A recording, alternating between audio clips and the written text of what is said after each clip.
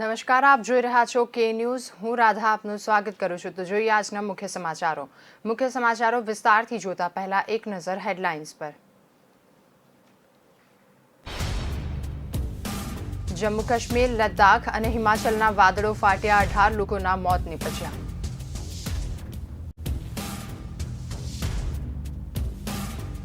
DICGC bill કેબિનેટની મંજૂરી મળતા બેંકના ખાતેદારોને મોટી રાહત।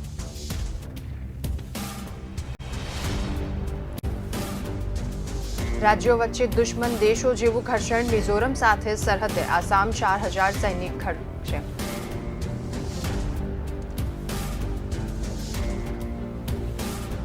ચોવીસ કલાકમાં કોરોનાથી 640 લોકોના મોત થયા, સાથે કુલ મૃત્યુઆંક 6.22 લાખને પાર। Active case 3.99 lakh.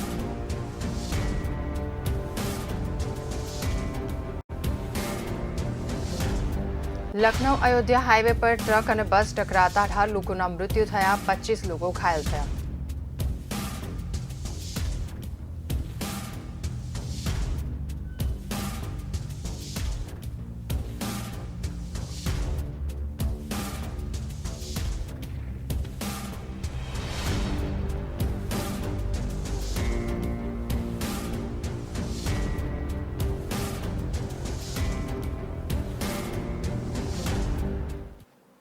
તો હવે જોઈએ સમાચારો વિસ્તારથી।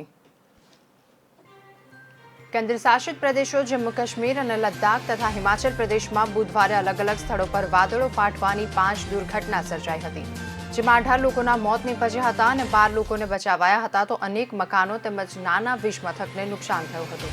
જ્યારે ઉભો પાક નાશ પામ્યો હતો, તો આ કુદરતી ઘટનાઓનો ભોગ બનેલા લોકોના પરિવારજનોને રાષ્ટ્રપતિ રામનાથ કોવિંદે શોક સંદેશ પાઠવ્યો હતો। જ્યારે વડાપ્રધાન નરેન્દ્ર મોદીએ કહ્યું કે આ સ્થળો પર બચાવ કામગીરી પર તેમની નજર છે। જમ્મુના કિશ્તવાડમાં રહેલા પરોઠે 34 કલાકે એક અંતરિયાળ ગામમાં વાદળ ફાટતા 7 લોકોના મૃત્યુ નીપજ્યા હતા અને અન્ય 17ને ઈજા પહોંચી હતી। ઉપરાંત વાદળ ફાટવાને કારણે આવેલા પૂરથી નદી કાંઠા નજીક 19થી વધારે મકાનો, 21 ગૌશાળા, રાશનની એક દુકાન, એક પુલને નુકસાન થયું હતું। લદ્દાખના તાલુકાના હુંઝાર ગામમાં વાદળ ફાટતા ગુમ થયેલા 14 લોકોને શોધવા માટે પોલીસ, આર્મી અને SDRFની ટીમે કામગીરી હાથ ધરી હતી। જોકે આ સ્થળો પર પ્રતિકૂળ હવામાનને કારણે બચાવ કામગીરી પર અસર થઈ છે। તો કિશ્તવાડના ડેપ્યુટી કમિશનરે લાંપાટ વિસ્તારમાં વાદળ ફાટ્યું હતું, જોકે અહીં કોઈ જાનહાનિ થઈ નથી। તો પાતાર વિસ્તારમાંથી 60 પરિવારોને સલામત સ્થળે ખસેડવામાં આવ્યા હતા। બચાવ કામગીરી માટે સૈન્યએ પણ આર્મીની 2 કોલમ મોકલી હતી। વડાપ્રધાન નરેન્દ્ર મોદી અસરગ્રસ્તોને તમામ સહાય પૂરી પાડવાની ખાતરી આપી હતી અને કેન્દ્રીય ગૃહમંત્રી અમિત શાહે જમ્મુ અને કાશ્મીરના ઉપરાજ્યપાલ મનોજ સિન્હા અને DGP દિલબાગ સિંહ સાથે વાત કરી હતી અને આ સ્થિતિની સમીક્ષા કરી હતી। લદ્દાખમાં કારગિલના 2 અલગ અલગ વિસ્તારોમાં વાદળ ફાટવાની ઘટના બની હતી। તો લદ્દાખમાં સાંગ્રા અને ખાંગરાલ વગેરે જેવા સ્થળોએ વાદળ ફાટ્યા હતા, જેમાં એક મિની પાવર પ્રોજેક્ટ, જ્યારે 1 ડઝનથી વધારે રહેણાંક મકાનોને નુકસાન થયું તેમ અધિકારીઓએ જણાવ્યું હતું। જોકે આ દુર્ઘટનામાં જાનહાનિના કોઈ અહેવાલ નથી। જમ્મુ કાશ્મીરમાં સતત વરસાદના કારણે અમરનાથ ગુફા વિસ્તારમાં પણ વાદળ ફાટ્યું હતું, જોકે અહીં કોઈ જાનહાનિ થઈ નથી। તો વાદળ ફાટવાથી અચાનક સિંધુ નદીનું જળસ્તર વધી ગયું છે। હિમાચલ પ્રદેશમાં ઉદયપુર અને લાહોર સ્થિત વાદળ ફાટતા તોતિંગ નાળામાં પૂર આવ્યું હતું, જેમાં 9 લોકોના મૃત્યુ નીપજ્યા હતા અને 2ને ઈજા પહોંચી હતી, જ્યારે 3 લાપતા છે।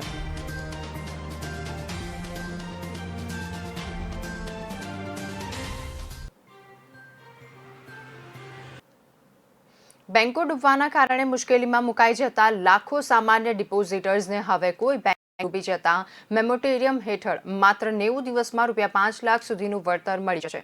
લાખો થાપણદારોને રાહત આપતા DICGC કાયદામાં સુધારાને કેન્દ્રીય કેબિનેટે બુધવારે મંજૂરી આપી દીધી છે। હવે સુધારા બિલ સંસદમાં રજૂ કરાશે અને નાણામંત્રી નિર્મલા સીતારમણે બજેટ ભાષણમાં deposit insurance and credit guarantee corporation act 1961માં સુધારાની જાહેરાત કરી હતી। કેન્દ્રીય મંત્રીમંડળે બુધવારે થયેલી બેઠકમાં DICGC કાયદામાં ફેરફારને મંજૂરી આપી છે।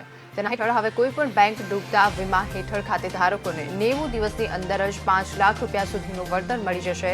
તો ગયા વર્ષે Punjab and Maharashtra cooperative bank, Lakshmi Vilas bank, yes bank જેવી બેંકો ડૂબતા આ બેંકોના લાખો ખાતેદારો પરેશાન થયા હતા।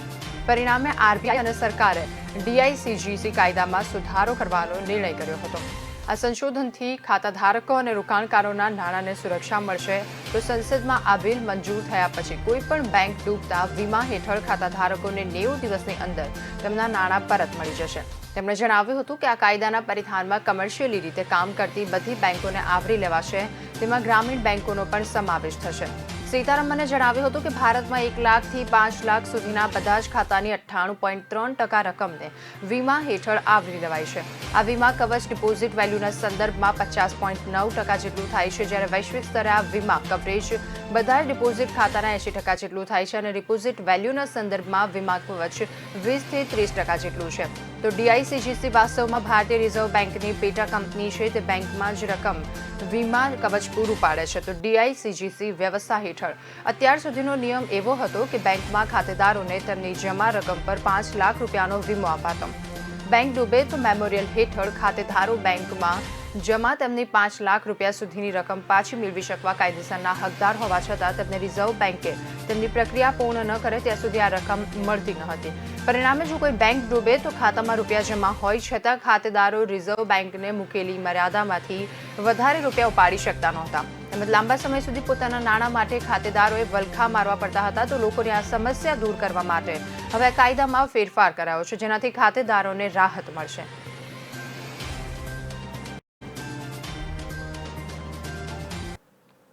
આસામ અને મિઝોરમ વચ્ચેનો સરહદી વિવાદ વકરી રહ્યો છે. એવામાં ગૃહ મંત્રાલય દ્વારા સમગ્ર પરિસ્થિતિ પર નજર રખાઈ રહી છે અને ગૃહમંત્રી અમિત શાહ બંને રાજ્યોના મુખ્યમંત્રીઓના સંપર્કમાં છે. તો બીજી તરફ આસામના 6 સુરક્ષા જવાનોના મિઝોરમના સ્થાનિક ઉપદ્રવીઓ સાથે ઘર્ષણમાં મોત નીપજ્યા હતા, જેના પગલે આસામમાં બંધ પાડવામાં આવ્યું હતું, જ્યારે આસામ સરહદે સૈનિકોની સંખ્યા વધારવાનો નિર્ણય લીધો છે. આસામના મોટાભાગના વિસ્તારોમાં માર્કેટ અને દુકાનો બંધ રહ્યા હતા. તો બીજી તરફ મિઝોરમ અને આસામ વચ્ચે સ્થિતિ વધારે કથળી રહી છે. બંને રાજ્યો એકબીજાના વેરી દુશ્મન દેશ હોય તે પ્રકારનું વર્તન કરી રહ્યા છે. તો આસામમાં 6 જવાનોના ઘર્ષણમાં મોત થતા હવે આસામ મિઝોરમ બોર્ડર પર 4 જવાનો તૈનાત કરવા જઈ રહ્યો છે. તો સામે પક્ષે મિઝોરમ પણ એ જ પ્રકારના પગલાં લેવા જઈ રહ્યું છે, જેને પગલે બંને રાજ્યો વચ્ચેનું ઘર્ષણ વધવાની શક્યતાઓ છે. સ્થિતિ કાબૂમાં બહાર જતા કેન્દ્ર સરકારે બંને રાજ્યોના મુખ્ય સચિવોને તેડું મોકલી અને બોલાવ્યા છે. તો ગૃહ સચિવ અજયકુમાર ભલ્લાએ આસામ અને મિઝોરમના મુખ્ય સચિવો અને DGPની બેઠક બોલાવી છે. આ બેઠકમાં બંને રાજ્યો વચ્ચેની શાંતિ સ્થિતિ કેમ પરત લાવી શકાય તે અંગેની ચર્ચા કરવામાં આવી. જ્યારે આસામના મુખ્યમંત્રી હિમંતા બિસ્વા શર્માએ કહ્યું હતું કે તે ઇનર લાઇન ફોરેસ્ટ રિઝર્વમાં અતિક્રમણનો વિરોધ કરવા માટે સુપ્રીમ કોર્ટના દરવાજા ખખડાવશે. આસામની 1 ઇંચ જમીન પણ પડોશી રાજ્યના હાથમાં નહીં જવા દઈએ. તો બીજી તરફ કેન્દ્ર સરકારે હવે મિઝોરમ અને આસામ બંને વચ્ચે સરહદી જે પણ સ્થળે વિવાદ ચાલી રહ્યો છે ત્યાં અર્ધ સૈન્ય દળ તૈનાત કરવાનો નિર્ણય લીધો છે. આ સાથે જ આ વિસ્તારોમાંથી રાજ્યોએ પોતપોતાના પોલીસ પરત બોલાવી લેવાનો નિર્ણય કર્યો હતો. તો આસામ અને મિઝોરમ વચ્ચે જમીનના દબાણને લઈને વિવાદ ચાલી રહ્યો છે અને આસામનો આરોપ છે કે તેની જમીન મિઝોરમના લોકોએ પચાવી પાડી છે, જે મામલે તે સુપ્રીમ કોર્ટે જવાની તૈયારી કરી રહ્યું છે.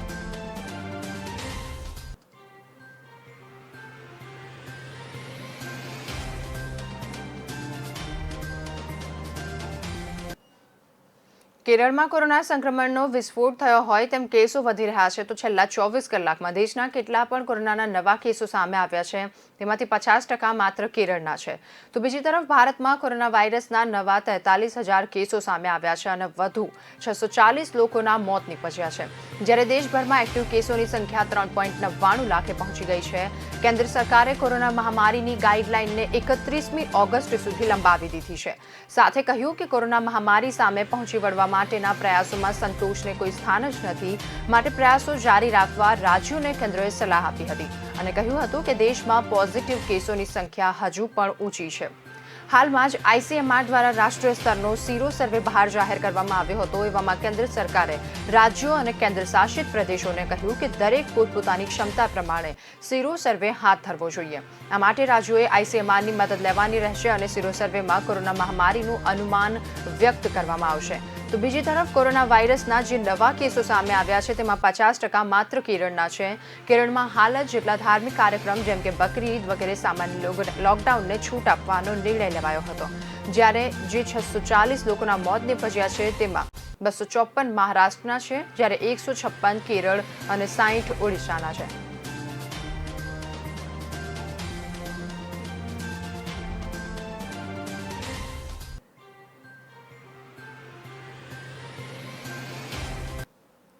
ઉત્તર પ્રદેશમાં એક બસની સાથે ટ્રક અથડાતા સર્જાયેલા અકસ્માતમાં 18 લોકો માર્યા ગયા હતા, જ્યારે 25 લોકો ઘાયલ થયા. તો અકસ્માત લખનૌ અને અયોધ્યા હાઈવે પર થયો હતો. રાત્રે અહીં કોટવાલી વિસ્તારમાં 130 મુસાફરોથી સવાર ખાનગી બસની ટક્કર પાછળ આવી રહેલા ટ્રક સાથે થઈ હતી. પોલીસના જણાવ્યા અનુસાર આ બસમાં ખામી સર્જાઈ હતી, જેના પગલે રોડની બંને બાજુએ પાર્ક કરી દેવામાં આવી હતી. એવામાં પાછળથી પૂર ઝડપે આવી રહેલા ટ્રકને બસે અડફેટે લીધી હતી. જ્યારે અકસ્માત સર્જાયો હતો ત્યારે કેટલાક મુસાફરો બસની બાજુમાં તો કેટલાક બસની અંદર બેઠા હતા. 11 જેટલા લોકો સ્થળ પર જ આરામ કરી રહ્યા હતા, જેના મોત નીપજ્યા હતા. તો 7 લોકોને હોસ્પિટલ લઈ જવાયા હતા અને મોતને ભેટ્યા હતા. માર્યા ગયેલા મોટા ભાગના લોકો બિહારના મજૂરો છે, જે પંજાબ અને હરિયાણામાં ખેતીનો પાક લઈ અને પરત પોતાના વતન જવા નીકળ્યા હતા. અકસ્માતની જાણકારી મળતા જ પોલીસ સ્થળ પર દોડી ગઈ હતી. જ્યારે અકસ્માત સર્જાયો ત્યારે ભારે વરસાદ પણ પડી રહ્યો હતો, જેના પગલે રાહત અને બચાવ કાર્યમાં મુશ્કેલી પડી હતી. જે મુસાફરો બસ પાર્કિંગમાં હતી ત્યારે બસ બહાર નીકળી ગયા, તેઓ બચી ગયા હતા. જ્યારે આ અકસ્માતમાં અન્ય 25 લોકો ઘવાયા હતા. તેમને સારવાર માટે હોસ્પિટલ લઈ જવાયા, પરંતુ કેટલાકની સ્થિતિ ગંભીર. તો વડાપ્રધાન નરેન્દ્ર મોદીએ અને યોગી આદિત્યનાથ સાથે વાતચીત કરી અને માર્યા ગયેલા પરિવારને 2-2 લાખ અને ઘવાયેલા લોકોને 50,000ની સહાયની જાહેરાત કરી હતી.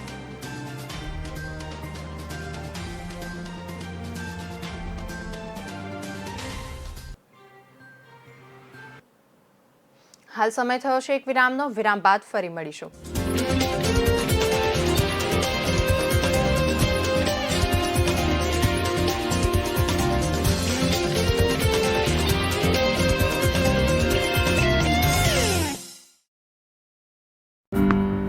Follow your passion. कहना आसान है, सुनना भी अच्छा लगता है, पर ये खेल की दुनिया है. यहाँ फॉलो से पहले अनफॉलो करना पड़ता है. ये हॉबी है बेटा, करियर नहीं. इन बातों को अनफॉलो. मूड नहीं तो प्रैक्टिस नहीं. इन एक्सक्यूजेस को unfollow. Even I love junk food, पर जीत का स्वाद कुछ और ही होता है. तो फेवरेट फूड भी अनफॉलो. लोग रात भर जागकर सीजन्स बिंज वॉच करते हैं. वैसे ही मैंने बचपन से एक ही सपना हर रात बिंज वॉच किया है, इंडिया के लिए ओलंपिक मेडल जीतने का. यूं तो तकदीर फोरहेड पे लिखी होती है, पर मैं अपनी तकदीर फोरहैंड से लिखने जा रही हूँ. देश के लिए जीतने जा रही हूँ. जिनके लिए देश ही उनका सर्व है, उन पे पूरे देश को गर्व है. टोक्यो 2020 इस बार इंडिया वर्सेस दुनिया.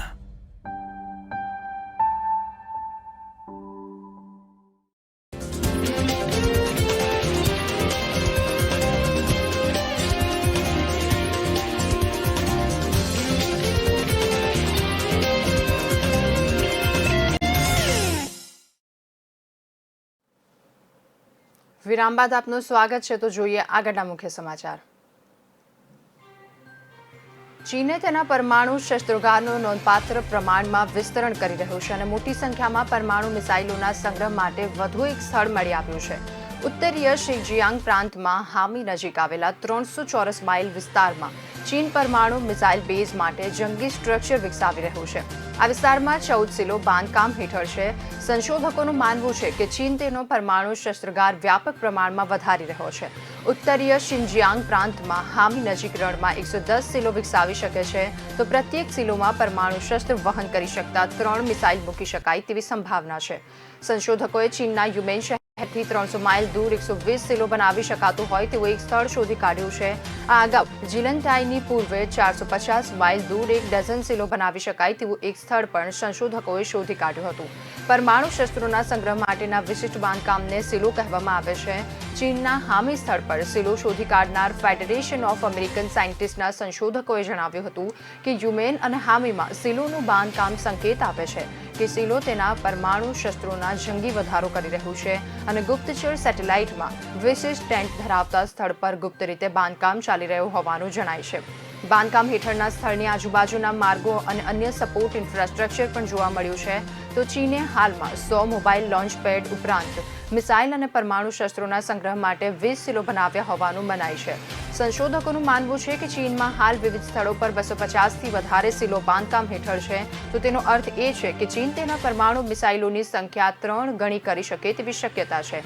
પેન્ટાગોનને ગયા વર્ષે પ્રકાશિત કરેલા અહેવાલ મુજબ ચીન દ્વારા હાલ 200 જેટલા પરમાણુ શસ્ત્રો હોઈ શકે છે.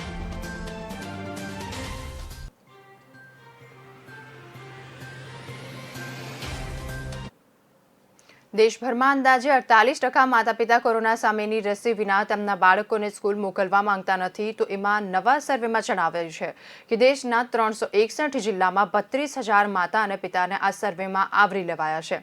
આ સર્વેમાં ભાગ લેનારા 30% માતા-પિતા તેમના જિલ્લામાં કોરોનાના કેસ ઘટી 0 થઈ જાય તો જ સ્કૂલે મોકલવા માંગે છે. સર્વેમાં ભાગ લેનારા 48% માતા-પિતાનું કહેવું છે કે બાળકોને રસી અપાય નહીં ત્યાં સુધી તેમને સ્કૂલે મોકલવા માટે તૈયાર નથી. સ્થાનિક પ્લેટફોર્મ લોકલ સર્કલ્સ દ્વારા હાથ ધરાયેલા સર્વે મુજબ 21% માતા-પિતાએ કહ્યું હતું કે જ્યાં પણ સ્કૂલ ખુલે ત્યાં તેમના બાળકોને મોકલવા માટે તૈયાર છે. તો આ સર્વેમાં અંદાજે 47% માતા-પિતા ટીચર 1 જિલ્લાઓમાંથી હતા, જ્યારે ટીચર 2 જિલ્લામાં, 27% માતા અને પિતાને ટિયર 3 અને 4 ગ્રામીણ જિલ્લામાંથી, 26% માતા-પિતાએ સર્વેમાં ભાગ લીધો હતો.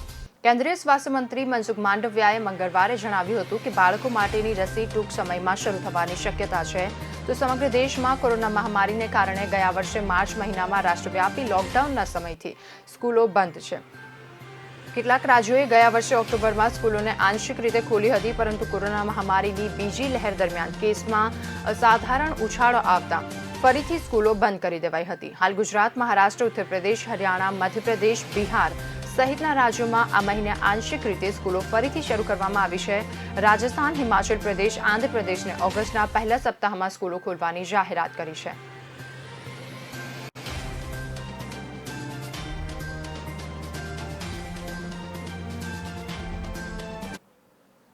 ગામા કિરણોનો તે ઝબકારો ફક્ત 1 સેકન્ડ પૂરતો જ હતો, તો ગામા કિરણોને તે ઝબકારો અફાટ અંતરિક્ષમાંથી પૃથ્વી ભણી આવતો જોવા મળ્યો હતો. ખગોળશાસ્ત્રીય ગામા કિરણોને તે ઝબકારો 2020ની 26 ઓગસ્ટ અમેરિકાની અંતરિક્ષ સંશોધન સંસ્થા નાસાના ફર્મી-ગામા સ્પેસ ટેલિસ્કોપની મદદથી ઝડપથી સફળતા મળી છે. ખગોળશાસ્ત્રીઓના કહેવા મુજબ ગામા કિરણોનો તે ઝબકારો અંતરિક્ષમાં એક વિરાટકાય તારાના મૃત્યુને કારણે થયો હતો. વળી તે ગામા રે સૌથી સૂક્ષ્મ હતો. Department of science and technology દ્વારા જાહેર થયેલી વિગતો એમ કહે છે કે આ સંશોધન પત્ર 2021ની 26 જુલાઈએ નેચર એસ્ટ્રોનોમીમાં પ્રસિદ્ધ થયું છે.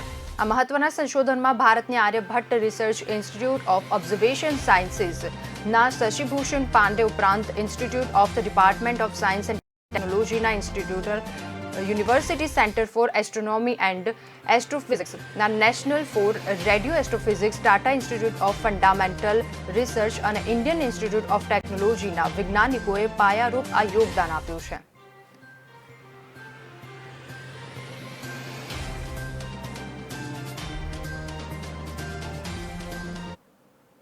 પશ્ચિમ બંગાળમાં જીત બાદ મમતા બેનર્જી હવે આગામી 2024માં યોજાનારી લોકસભાની ચૂંટણીમાં વ્યસ્ત થઈ ગયા છે. તેઓ હાલ વિપક્ષના નેતાઓની સાથે મુલાકાત કરી રહ્યા છે. આવી જ રીતે એક મુલાકાત મમતા બેનર્જી અને કોંગ્રેસના અધ્યક્ષા સોનિયા ગાંધી સાથે મુલાકાત યોજી હતી, જે બાદ મમતાએ કેન્દ્ર સરકાર પર પ્રહારો કર્યા હતા અને મમતાએ કહ્યું હતું કે પેગાસસ જાસૂસી કેસના તપાસ સુપ્રીમ કોર્ટની મોનિટરિંગમાં થવું જોઈએ. સાથે જ મમતાએ કહ્યું હતું કે અમારે અચ્છે દિન જોવા છે અને સાથે મમતાએ બંગાળમાં વિધાનસભાની ચૂંટણીમાં પ્રખ્યાત થયેલા ખોબા હોલે સૂત્રને ભારે પ્રખ્યાત કર્યું હતું. એવામાં હવે આ સૂત્રનો ઉપયોગ રાષ્ટ્રીય સ્તરે કરવાની શરૂઆત મમતાએ કરી દીધી છે. મમતાએ કહ્યું હતું કે હવે પૂરા દેશમાં ખેલા હોબે. તેમણે કહ્યું હતું કે હવે આ દેશમાં ઇમરજન્સી કરતાં પણ ખરાબ હાલત છે. મમતાએ દાવો કર્યો હતો કે મારો ફોન હેક કરવામાં આવ્યો, અભિષેક અને પીકેનો ફોન પણ હેક કરવામાં આવ્યો હતો. હાલ કોઈ જ ફ્રીડમ ઓફ પ્રેસ નથી બચી. પેગાસસ એક ખતરનાક વાયરસ છે જેના દ્વારા આપણી સુરક્ષાને ખતરો વધી રહ્યો છે. સંસદમાં પણ સરકાર વિપક્ષનો અવાજ દબાવી રહી છે અને વિપક્ષી પાર્ટીઓની એકતા અંગે મમતાએ કહ્યું કે પૂરી સિસ્ટમ રાજનીતિક પાર્ટીઓ પર નિર્ભર કરે છે.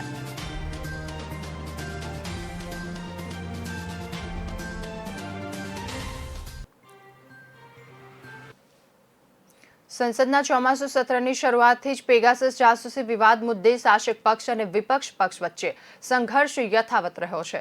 વિપક્ષના હોબાળાને કારણે સંસદની કાર્યવાહી વારંવાર ખોરવાઈ ગઈ છે. એવામાં લોકસભામાં કોંગ્રેસ તૃણમૂલના સાંસદોએ બુધવારે પ્રશ્નકાળ વખતે કાગળો ફાડી અધ્યક્ષ સામે ફેંકવાની ગેરવર્તણૂક કરી હતી. કોંગ્રેસ અને તૃણમૂલના સંસદોને સસ્પેન્ડ કરાય તેવી સંભાવના છે. તો પેગાસસ જાસૂસી કૃષિ કાયદાનો વિરોધ, કોરોના મહામારી જેવા મુદ્દાઓ પર વિપક્ષના દેખાવાઓના પગલે સંસદ વારંવાર ખોરવાઈ હતી. પેગાસસ જાસૂસી વિવાદ અને નવા કૃષિ કાયદાના મુદ્દે વિપક્ષના વિરોધને પગલે લોકસભામાં પહેલા બપોરે 12:30 કલાકે પછી 2 કલાક સુધી, ત્રીજી વખત 32 કલાક સુધી ખોરવાઈ ગઈ હતી. ત્યાર પછી ગૃહ ગુરુવાર સુધી મુલતવી રખાયું હતું. પેગાસસ જાસૂસી વિવાદ અને ખેડૂતોના મુદ્દાઓ પર ગૃહની અંદર દેખાવો કરી રહેલા સાંસદો બપોરે 12 કલાકે વેલ સમક્ષ ધસી ગયા હતા અને તેમણે સરકાર વિરુદ્ધ સૂત્રોચ્ચાર કર્યા હતા. અધ્યક્ષ સામે કાગળો ફાડી અને ફેંકતા ગૃહની કામગીરી ખોરવાઈ હતી. જોકે 19મી જુલાઈએ સંસદનું ચોમાસુ સત્ર શરૂ થયા પછી વિપક્ષો દેખાવો વચ્ચે પહેલી વખત બુધવારે લોકસભામાં પ્રશ્નકાળની કામગીરી પૂરી થઈ શકી હતી. આ દરમિયાન પેગાસસ જાસૂસી વિવાદ મુદ્દે વિપક્ષે બુધવારે આકરું વલણ અપનાવ્યું હતું. વિપક્ષે સાંસદમાં ચર્ચા તેમજ સુપ્રીમ કોર્ટના નિરીક્ષણ હેઠળ તપાસની માંગણી કરવા માટે 14 પક્ષોની બેઠક બોલાવી હતી. તૃણમૂલ કોંગ્રેસના વડા મમતા બેનર્જીએ દેશમાં વર્તમાન પરિસ્થિતિને ઇમરજન્સી કરતાં પણ વધારે ખરાબ ગણાવી હતી. તો સંસદની અંદર અને બહાર અનેક નેતાઓએ પેગાસસ જાસૂસી સોફ્ટવેર મારફતે સરકાર કથિત રીતે લોકપ્રતિનિધિઓનો અવાજ દબાવતી હોવાનો સરકાર પર આક્ષેપ કરતા વિપક્ષી નેતાઓ એકતા દર્શાવી હતી. અગાઉ દિવસમાં કેટલાક નેતાઓએ પત્રકાર, સરકારી અધિકારીઓ, નેતાઓ સહિત અનેક લોકોની જાસૂસીના મુદ્દે ગૃહ મુલતવી રાખવાની નોટિસ આપવાનો નિર્ણય કર્યો હતો. હાલ સમય થયો છે એક વિરામનો. વિરામ બાદ ફરી મળીશું.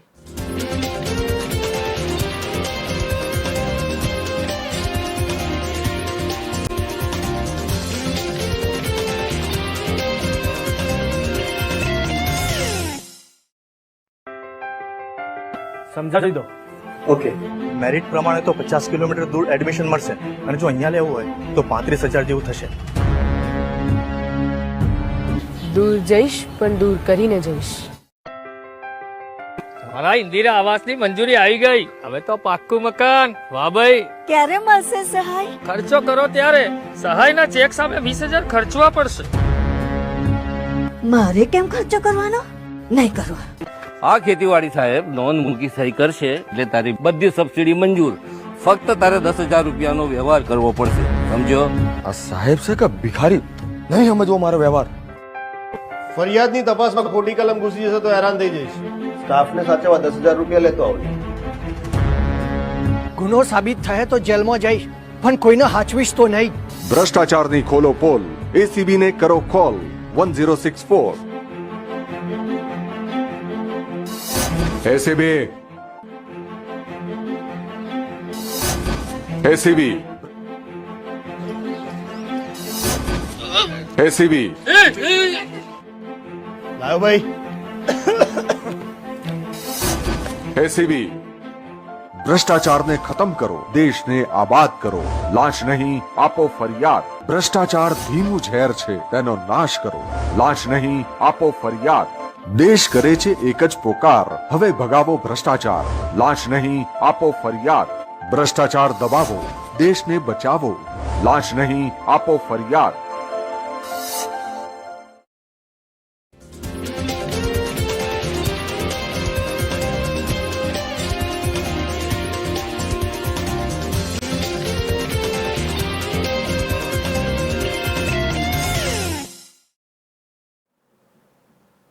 વિરામ બાદ સ્વાગત છે આપનું. તો જોઈએ આગળના મુખ્ય સમાચાર. પેગાસસ જાસૂસી વિવાદ, કૃષિ કાયદા સંબંધિત અનેક મુદ્દે સંસદના બંને સંસદોનો હંગામી ચાલી રહ્યો છે. સંસદમાં કેન્દ્ર સરકારને ઘેરવા માટે વિપક્ષની પાર્ટીઓના નેતા બુધવારે બેઠક યોજી હતી. તો બેઠકમાં આશરે 1 ડઝન પાર્ટીઓએ ભાગ લીધો હતો. મીટિંગ બાદ કોંગ્રેસી સાંસદ રાહુલ ગાંધી અને અન્ય વિપક્ષી પાર્ટીઓના નેતાઓને મીડિયાને સંબોધિત કર્યું હતું. કોંગ્રેસ નેતા રાહુલ ગાંધીના કહેવા પ્રમાણે સંસદમાં વિપક્ષના અવાજોને દબાવવામાં આવી રહ્યો છે. મારો ફક્ત એક જ સવાલ છે કે શું દેશની સરકારે પેગાસસને ખરીદ્યું છે કે નહીં? શું સરકારે તેના મુદ્દે લોકો પર પેગાસસ હથિયારોનો ઉપયોગ કર્યો છે કે નહીં. રાહુલ ગાંધીએ જણાવ્યું હતું કે દેશમાં મારા વિરુદ્ધ સુપ્રીમ કોર્ટ, મીડિયા અને લોકોને વિરુદ્ધ પેગાસસના હથિયારોનો ઉપયોગ કરવામાં આવ્યો છે. સરકારે આવું શા માટે કર્યું તેનો જવાબ આપે. અમે સંસદને ચાલતી અટકાવી નથી રહ્યા, પરંતુ અમારો અવાજ બુલંદ કરવા ઈચ્છી રહ્યા છે. રાહુલ ગાંધીએ કહ્યું કે જે હથિયારોનો ઉપયોગ આતંકવાદીઓ વિરુદ્ધ થવો જોઈએ તેનો ઉપયોગ અમારા વિરુદ્ધ શા માટે થઈ રહ્યો છે. સરકાર જવાબ આપે કે પેગાસસ શા માટે ખરીદવામાં આવી રહ્યું હતું. ઉલ્લેખનીય છે કે થોડા દિવસો પહેલા આંતરરાષ્ટ્રીય દ્વારા એક ખુલાસો કરવામાં આવ્યો હતો કે ભારત સરકારે ઇઝરાયેલી સોફ્ટવેર પર પેગાસસ દ્વારા અનેક લોકોના ફોન હેક કર્યા છે. તેમાં રાહુલ ગાંધી, પ્રશાંત કિશોર સહિત અનેક કેટલાક નેતાઓ અને કેટલાય કેન્દ્રીય મંત્રી, પત્રકાર અને અનેક લોકોના નામ પણ સામેલ હતા.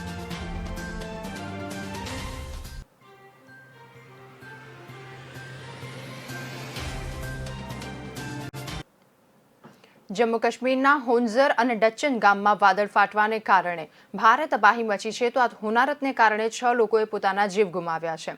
40 લોકો લાપતા હોવાનું સામે આવ્યું છે. તો રેસ્ક્યુ માટે પોલીસ, સેના અને રેસ્ક્યુની અન્ય ટીમો ઘટનાસ્થળે પહોંચી ગઈ છે. લાપતા લોકોને શોધવા માટે પ્રયત્ન હાથ ધરવામાં આવ્યો છે. તો જમ્મુ કાશ્મીરના ડેપ્યુટી કમિશનરે જણાવ્યું કે હોન્ઝર ગામમાં વાદળ ફાટવાને કારણે 8 થી 9 ઘરને નુકસાન થયું છે અને મકાનોના કાટમાળ નીચેથી 6 લોકોના મૃતદેહો બહાર કાઢવામાં આવ્યા છે. આર્મી તથા એસડીઆરએફની મદદથી બચાવ કામગીરી ચાલુ છે. ઘાયલોને એરલિફ્ટ કરવાની જરૂર હોવાથી આઈએએફનો પણ સંપર્ક કરવામાં આવ્યો છે અને નૌસેનાની મદદ લેવામાં આવશે. તો કેન્દ્રીય ગૃહમંત્રી અમિત શાહે જણાવ્યું હતું કે વાદળ ફાટવાની ઘટનાને કારણે જમ્મુ કાશ્મીરના એલજી અને ડીજીપી સાથે વાત કરી હતી. એસડીઆરએફના, સેના અને સ્થાનિક પ્રશાસન બચાવની કામગીરીમાં લાગી ગયું છે. તો એનડીઆરએફ પણ જોડાશે અને મહત્વના લોકોનો જીવ બચાવી શકાય તેને પ્રાથમિકતા આપી શકાશે. અમિત શાહે શોકાકુળ પરિવારજનોને પ્રત્યે સંવેદના વ્યક્ત કરી હતી. જિલ્લા પ્રશાસનના કહેવા પ્રમાણે ડચ્ચનની એવી જગ્યા આ ઘટના બની છે જ્યાં રસ્તા નથી. પોલીસ અને આર્મીની ટીમ ઘટનાસ્થળે પહોંચી છે અને સ્થિતિનો તકાજો મેળવવામાં આવી રહ્યો છે.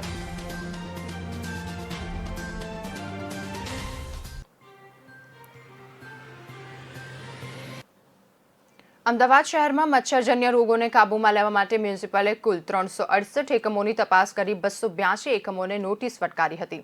મચ્છરના બ્રીડિંગ મળવાથી ઓઢવના 2 એકમો પાસેથી એકમ દીઠ ₹50,000નો વહીવટી ચાર્જ વસૂલવામાં આવ્યો છે.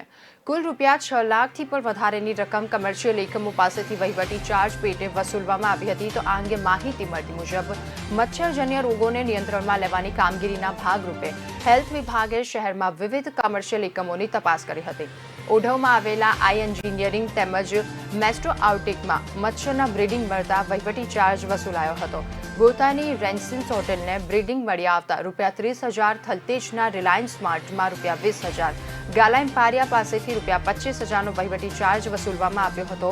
તો જોધપુરના ઇસુજી વર્કશોપ પાસે આવેલા 25,000 તથા જમાલપુરના પીએનઆર ગ્રુપ તથા થલતેજના રિલાયન્સ સ્માર્ટ પાસેથી એકમ દીઠ ₹25,000નો વહીવટી ચાર્જ વસૂલાયો હતો. આ સિવાયના એકમો પાસેથી ₹15,000થી ₹35,000 સુધીનો વહીવટી ચાર્જ વસૂલવામાં આવ્યો છે.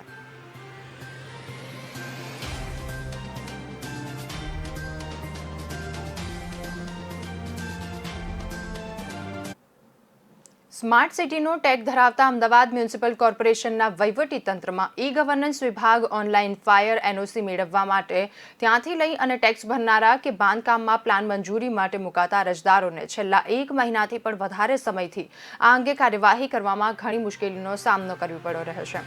તો ઓનલાઈન ફાયર એનઓસી માટે અરજી કરનારા અરજદારોને જે ફાયર એનઓસી મળી રહી છે એ કોરી મળતી હોવાનો ચોંકાવનારો ઘટસ્ફોટ થવા પામ્યો છે.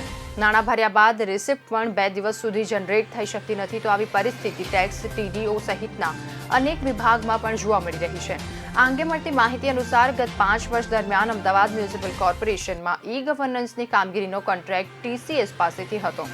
તો હાલમાં કોન્ટ્રાક્ટ માઇક્રોસોફ્ટને આપવામાં આવ્યો છે. જે સમયે મ્યુનિસિપલ દ્વારા ટેન્ડર બહાર પાડવામાં આવ્યું હતું તે સમયે ટેન્ડરની શરતોની જોગવાઈ મુજબ અગાઉની કંપનીએ હાલ કંપનીને 6 મહિના સુધી કામગીરીમાં સહકાર આપવાનો હતો.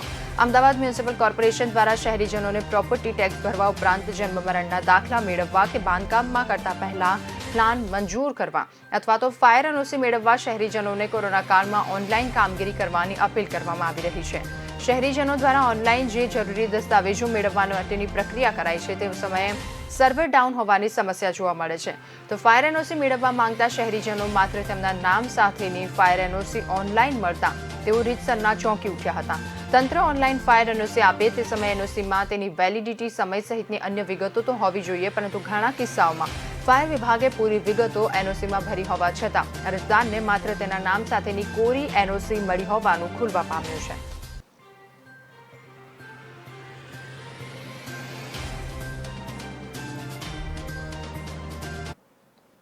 રાજકોટમાં પરંપરાગત યોજાતો અને દેશ વિદેશમાં વસતા લોકોનો પ્રિય એવો સાતમ આઠમનો લોકમેળો સતત બીજા વર્ષે નહીં યોજાવા કલેક્ટરે નિર્ણય જાહેર કર્યો હતો. તો મોરબીમાં પાલિકા દ્વારા યોજાતા લોકમેળા આ વર્ષે કોરોના સ્થિતિને ધ્યાનમાં રાખી અને રદ કરાયાનું ચીફ ઓફિસરે જણાવ્યું હતું. તો આ પહેલા જામનગર અને પોરબંદરના લોકમેળા પણ રદ કરવાનું જાહેર કરાયું હતું. અન્ય મેળાઓ પણ રદ થઈ રહ્યા છે, ત્યારે લોકોએ સતત બીજા વર્ષે મેળા માણવા નહીં જઈ શકે. રેસકોર્સમાં યોજાતા રાજકોટના રંગીલા લોકમેળામાં ઈસવીસન 2019માં આશરે 15 લાખ લોકો ઉમટ્યા હતા. દર વર્ષે 5 દિવસ માટે જિલ્લા કલેક્ટર હસ્તકની લોકમેળા સમિતિ દ્વારા યોજાતા મેળામાં 12 થી 14 લાખ લોકો મળતા હોય છે. તંત્રને 2.5 થી 3 કરોડની અને સ્ટોલ ધારકોને કરોડોની આવકો થતી હોય છે. જિલ્લા કલેક્ટર અરુણ મહેશ બાબુએ જણાવ્યું હતું કે જિંદગી સ્વાસ્થ્ય સૌથી વધારે મહત્વના છે. એમાં અમે આયોજકો હોઈએ છીએ અને મેળામાં બાળકો સ્વાભાવિક રીતે આવતા હોય છે, જેઓને વેક્સિન આપવાનું હજુ શરૂ નથી કરાયું. બાળકોને સંક્રમણનું જોખમ લેવા માંગતા નથી, તેથી આ નિર્ણય લેવાયો છે. મહાનગરપાલિકાના સૂત્રો અનુસાર નાના મહુવા સર્કલ ખાતેથી 10,000 ચોરસ મીટર જમીન અમે મેળો યોજવા માટે આપી રહ્યા છીએ. ગત વર્ષ બાદ આ વર્ષે પણ હરાજી યોજાઈ નથી. જ્યારે રિંગ રોડ પર 3 સ્થળોએ ટાગોર રોડ પર મોટા પાયે ખાનગી મેળાઓ યોજાતા હોય છે, જેના કારણે મહાનગરપાલિકાને મંજૂર નહીં આપવાનો હાલ અભિગમ છે.